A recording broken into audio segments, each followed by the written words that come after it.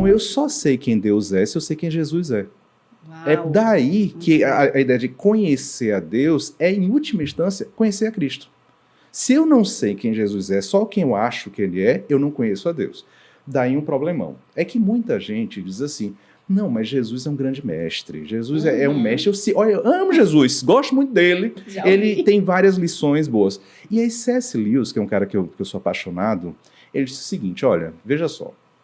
Não me venha, assim, C.S. Lewis tem umas palavras fortes, né? Sim. Assim, não me venha com essa peninha dizer de Cristo assim, é um grande mestre. Porque, veja, ou ele era mau, ele era uma pessoa mal intencionada, ou ele era doido, ele, assim, via coisas que não estavam aqui, pensava coisas, ou ele era Deus. Uau. Um dos três. Não venha me dizer que ele era um grande mestre e que ele era manso, porque ele bateu nas pessoas e afastou as pessoas que estavam lá no templo. Ele não era, assim, um grande mestre da moral e etc, porque ele disse coisas que contrariavam o que todo mundo estava pensando na época. Então, ou você acredita que ele é quem ele dizia que ele era, e ele dizia, eu sou Deus, eu e o Pai somos um, ou então é melhor você considerar que ele é outra coisa. Isso quer dizer o seguinte, a maioria das pessoas que diz que, não, mas eu estou perto de Jesus, não sabe quem Jesus é. Não tirou um tempo para poder olhar para as Escrituras e ver assim, deixa eu conhecer quem ele é. Deixa eu saber se André nasceu na Austrália ou nasceu no Brasil. Deixa eu saber se Jesus é esse mesmo ou se eu ouvi dizer. Então, talvez o maior caminho é assim, como é que eu faço se eu quero hoje conhecer mais a Deus para poder saber quem eu sou? Conhece quem Jesus é? Vê o que foi que Jesus fez, vê o que foi que Jesus disse, porque tudo que a gente faz tem a centralidade de que ele é o centro, assim, ele é o Senhor. Dele. Exatamente. Ele falou, se vocês não creem em mim, creiam pelo menos nas obras que eu faço, porque elas revelam, né, quem o meu Pai é. Jesus falou, vocês não estão acreditando em mim? Creiam nas obras que eu faço, que eu faço em nome do meu Deus. E tem um texto muito lindo, né, Tiago, acerca da oração sacerdotal. E eu queria muito trazer esse texto aqui para a gente ler, né, as Escrituras. Eu amo ler esse texto, que é João, capítulo 17, em que Jesus estava ali se derramando. Ele estava, na verdade, orando por nós, irmãos. Ele estava orando, ele fazendo oração. Né? Você quer saber quem é Deus? Jesus. Ele é a revelação exata, concreta de quem é Deus. E eu converso muito com meus filhos. E algo que o Senhor Jesus tem também falado acerca, né, de conhecer a Ele. E os planos, né, que a gente tem, fazendo plano em famílias, e nós conversamos muito, eu e meus filhos, como você, que você conversa também, e muitas mães e pais precisam entender que esse gastar tempo com as Escrituras, com os nossos filhos, é investimento. Né? Nós estamos falando aqui de quem é Deus, quem é esse Jesus, né, que criou o universo, criou o tempo. Ele se revelou, ele desceu, ele se encarnou, o Verbo se fez carne, habitou entre nós. Ele quer se revelar também na sua família. Ele quer se revelar nas nossas famílias. Que há algumas barreiras que nos separam desse Deus. Porque a palavra do Senhor diz, eu sei que foi o Antigo Testamento, né, que há uma separação. Né? Aquilo que faz separação entre nós e o nosso Deus são os nossos pecados. É aquilo que eu faço que transgride, que ofende a santidade de Deus.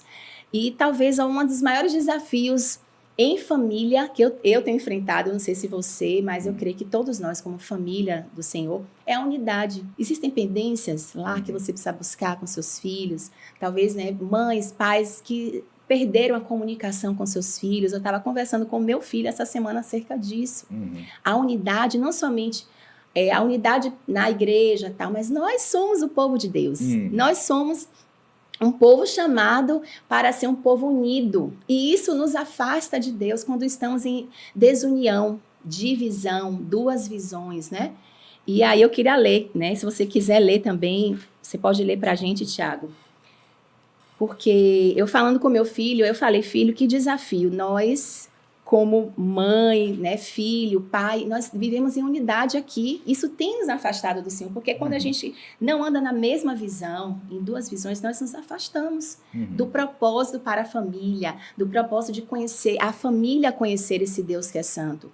E manter a unidade tem sido um grande desafio na minha família hoje, porque temos várias linguagens, a gente às vezes está, um quer uma coisa, outro quer ir para outro lugar, o outro quer fazer isso, mas eu não sei se você passa por isso, né?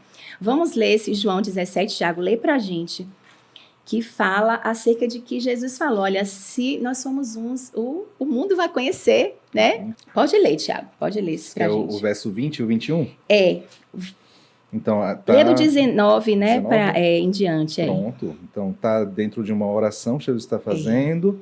E a Muito favor lindo. deles eu me santifico, para que eles também sejam santificados na verdade. Eu não peço só por esses, mas eu também peço por aqueles que vierem a crer em mim, ou seja, somos nós, por meio da palavra que eles falarem, a fim de que todos sejam um. E como tu, ó Pai, estás em mim e eu em ti, também eles estejam em nós, para que o mundo creia que tu me enviaste. Meu Deus, esse texto é um texto que eu fico emocionada, porque, irmãos, Então vamos lá, tem um bocado de coisa aí. A gente não pergunta assim, quais Meu são os Deus. planos de Deus para eu participar deles? A gente pergunta quais são os meus planos. Só que isso, quando está dentro de casa, se eu quero os meus planos, o outro quer os planos dele, minha esposa quer os planos dela, meu filho quer os planos. Se cada um tem um plano diferente, que é baseado no que eu desejo, não tem unidade. Ponto. Então, o eixo da unidade é qual é a visão que Deus dá. Você não tem unidade fora disso. Se você pensa assim, não, mas a família é o lugar para que eu me realize.